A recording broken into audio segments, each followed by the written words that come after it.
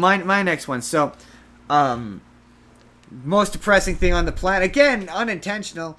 But I want about zoos and aquariums. Everyone gets a good depression about the zoos and the aquariums, and everyone is familiar about one of the most famous zoos and SeaWorld? aquariums, and that would be Sea. How'd you know I was gonna say SeaWorld? Shamu? Yes, Shamu. This is a movie called Blackfish.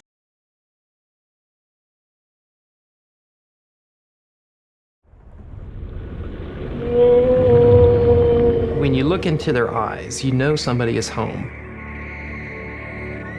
They're an animal that possesses great spiritual power, not to be meddled with.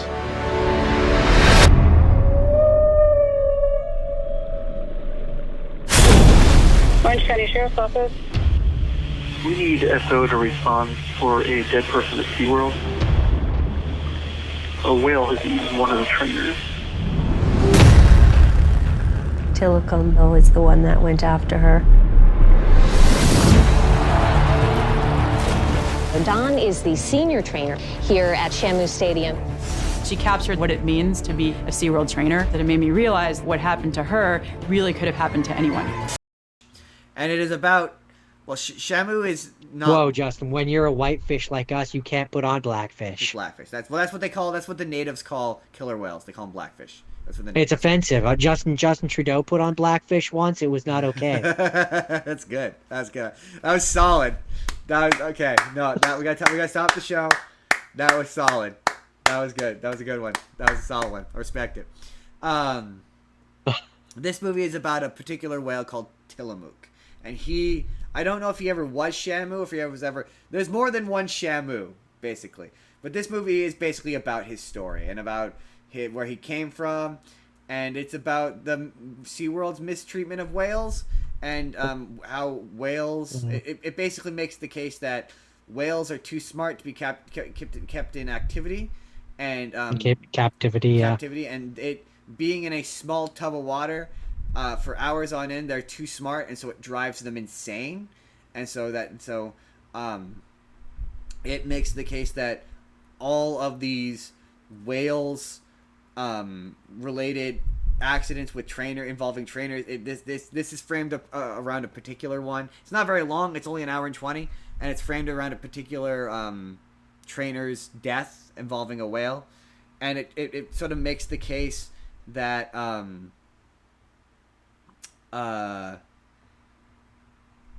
whales intentionally kill people, whether it be from frustration, whether it seems to imply that like they go completely psychopathic like a human does. They're like, oh well, if you were trapped in a square box, you'd go crazy and want to kill people, and so it sort of implies like that's why. But it says in some cases that they're killing people because they're playing like they think that like they see you, like the humans who train them, as basically another whale, and it's descriptions of the whales dismembering various people.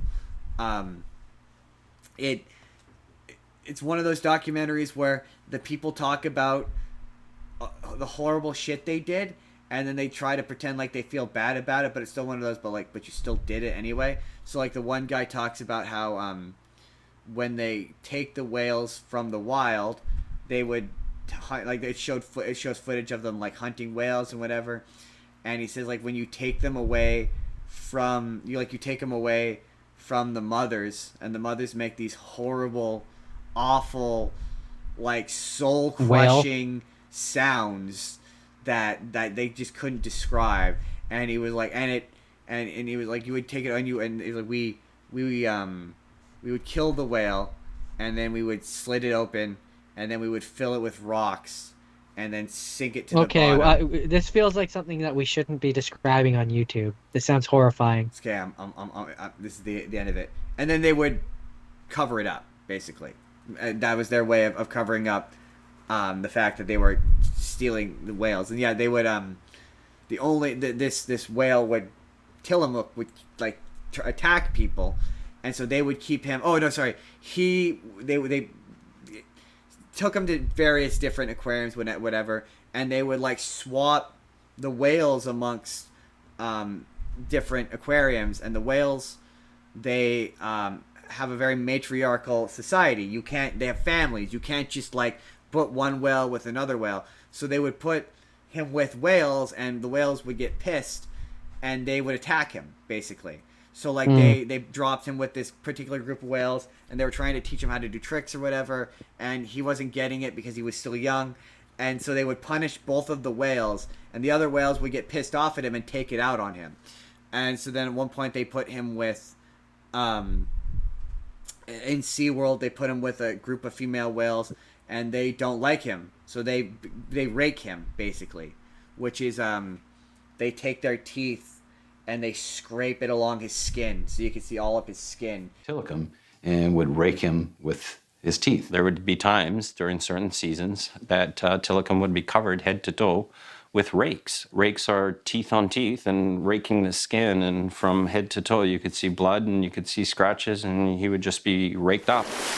He's all fucked up from the whales fucking him up. And they separate him. And they claim it's for his own protection.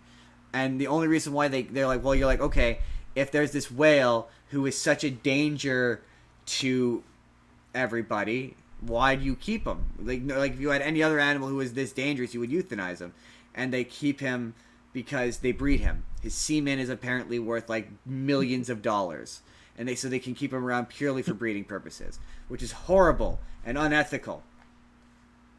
And they talk about how like the whales give birth and they take him away at a certain age. They advertise this one baby is like, this is baby Shamu, and she got like too big and unwieldy, and so they took her away and sent her to another zoo. And the mom like hid in the corner of the tank and wouldn't stop crying and wailing. It was generally a quiet whale. She was not overly vocal whale. After Kalina was removed from the scene and put on the truck and taken to the airport, and Katina, her mom, was left in the pool, she stayed in the corner of the pool, like literally just shaking and screaming, screeching, crying. Like I'd never seen her do anything like that. And the other females in the pool, maybe once or twice during the night, they'd come out and check on her, and she'd screech and cry, and they would just run back. And making these horrible, gut-wrenching noises. And they're like, it's one of the most upsetting things I've ever witnessed. And it's genuinely upsetting.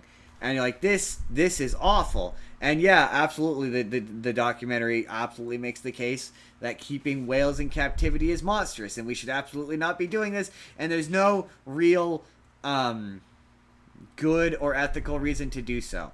And it is very much a it very much has an agenda, and it very much has. This is one of those like times where it's like, I have criticisms of the the documentary is very much like one-sided. It very much is like, aquarium's bad. Sorry, go. Sorry. So, in the movie version that you make of this story, it would be from the perspective of the killer whale. Would he talk, and why would you have Jack Black voice him? Yes. And I would Jack Black's a solid casting choice. I'm okay with that. No, I mean, you could make a movie about this story. It kind of already exists. It's called Free Willy. I mean, you're not wrong technically, I guess, but I'm picturing, for whatever reason, I'm picturing like an animated movie. And my ultimate thing with this is like, yeah, I tried to look up to see, okay, obviously SeaWorld refutes this. There have been a few of the trainers involved who have come out and said that it wasn't the movie they thought they were making, and that it was deceptively edited, which of course it was. And so it's very much like an anti-aquarium, anti-SeaWorld piece of propaganda. And like SeaWorld came out and was like, well... Brought to you by PETA. Yeah. SeaWorld came out and was like, well, no, not everything we do is evil, and we do... And then that's the thing is like, Leanne... she has this beef as well, where it's like, no, like when things are in captivity, you can't just release them into the wild. Like that's not, especially not if they've been bred in captivity. Right, yeah. That's not how it works. And I will give this movie credit. At the end, they're like, yeah, these animals should be released into wild pens, which Yeah. are basically a safari. Yeah, it's basically a safari, and it's like, okay, yeah, they're not in the like, and then that to me allows for you can go see them still, and you can still learn about them. A recreation of their natural habitat, like, which has more than enough for them to room for them to flourish, let them have a happy life, but they can still be observed and protected in the cases where they need to be preserved and protected. Like, I'm not going to get into it, but like there's a really safari.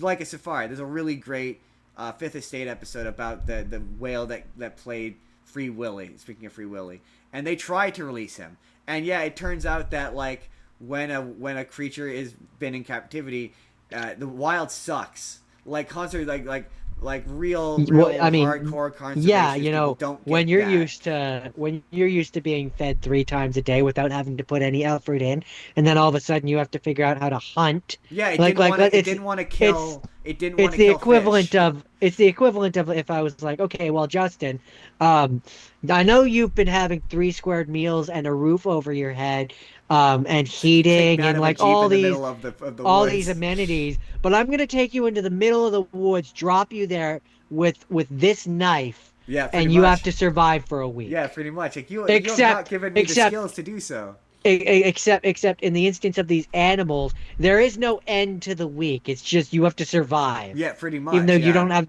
the skills or knowledge of how to do so. And so it just kind of turned into they would essentially take this whale out for a walk like he was a big dog, give him he didn't want to kill live fish. He didn't want to eat live fish. It only ever ate dead fish, so they didn't want to eat live fish. It was gross. Ideally, Keiko was going to learn how to survive in the wild here, then swim away to freedom, just like in the movies. And ideally, he'd be followed by scores of others like him, once wild creatures who'd been turned into performers. Nobody seemed terribly concerned that the cost of his upkeep had just increased threefold to $300,000 a month. He had 24-hour-a-day supervision. He loved it. It didn't seem to cross his mind that this was all about getting him fit for life beyond the safety of his pen. He was still less than enthusiastic about feeding himself. There was always someone handy with a herring that was already dead. The first day that he was in the pen in Iceland, he caught a little bitty fish that he had on his lip and brought it back up to the veterinarian. And I mean, I don't even know how you could have picked it up, but he just had this little bitty fish in his lips and it was still alive, and so, I mean, you could tell that he was real curious. The killer whale somehow lacked the killer instinct, or lost it somewhere in North America. High on a hillside overlooking his pen, skeptical Icelanders watched with amusement as Keiko's trainers tried to help him get it back, to turn a giant tub toy into a self-sufficient hunter by playing with him. Einar Hallgrímsson.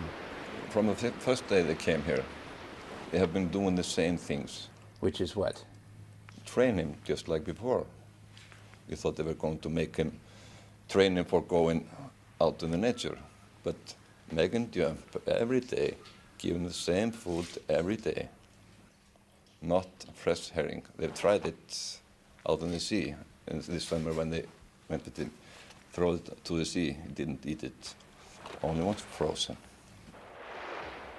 A bad sign. He isn't likely to find a lot of frozen in the wild. So they would have to give it dead fish. And so aquariums aren't like all just like zoos. Like, yes, there are bad zoos. Like, there are bad roadside zoos and aquariums where a whale is in a teeny tiny tank and it's in a miserable existence. In a glass jar. In a glass fish bowl, and that's terrible, right? But no, there are aquatic centers where, like, that are rescuing seals and harbor and marine life and, like... Yeah, and a lot of times they do release them. Researching, and yeah, a lot of times they do release them and are doing the proper research and are contributing to wildlife research. And they are an important part of the ecosystem, and they're necessary. And movies like this make them all seem evil and scary. And like everything in the world, there is nuance. Yeah, I mean, the only way that you can not have them, like, you want to do away with zoos and you want to do away with specifically places that take care of sick and wild animals, then you have to get rid of humans, the things that are causing the animals to be sick. It's sick and harmed, exactly, right? Yeah. They Like, are. like at that point, okay, if there are no humans and an animal breaks its legs, it's natural selection. If a raccoon wanders into a city area and eats a plastic spoon, us as humans are kind of obligated to take care of that Right? because we caused We're it. the reason why it's choking on that spoon. We got to help it out. Like that's the right Yeah. thing to do. Yeah, exactly. Like it's not to say that it's a bad documentary or it's not entertaining. It's nice and short and it's easy to follow. And the story of this whale is very sad, and the story of the human that he killed also sad. But it just it felt propaganda-y. Like it's a well-made, well-presented documentary, but it's one of those like. Yeah, I tried to look into both sides of this, and the other side didn't really exist because it's so easy to hate SeaWorld. And I'm not saying they don't warrant it. There's definitely some sketchy shit that they do in this documentary, but like, not every aquarium or wildlife. It's not black and white. It's not. Ironically, unlike the killer whales, it's not all black. Ooh, It's not black and white. That might be the name of the video, Jordan. Unlike the killer whales, it's not all black and white. I like that. I'm going to keep that. It's a solid title. Blackfish, it's not all black and white. Oh, I like that. I like that. It's writing itself, Jordan. That's it. That's Blackfish. Hey there, everybody. It's NCard Justin here. Let me know down in the comments, have you seen the movie Blackfish? Do you agree that maybe there's some nuance? It's not all black and white? Let me know your thoughts down in the comments. But in the meantime, if you would like to see the full podcast that this video is from, you click the box on the left. That's going to take you to our documentary episode. Or if you just want to see a random video that YouTube thinks you're going to enjoy, you click the box on the right. Hit subscribe if you haven't already. We put new videos out 7 days a week. Or if you just want to leave us a like, that helps us out as well. We will see you all in the next video. Have a good day, everybody.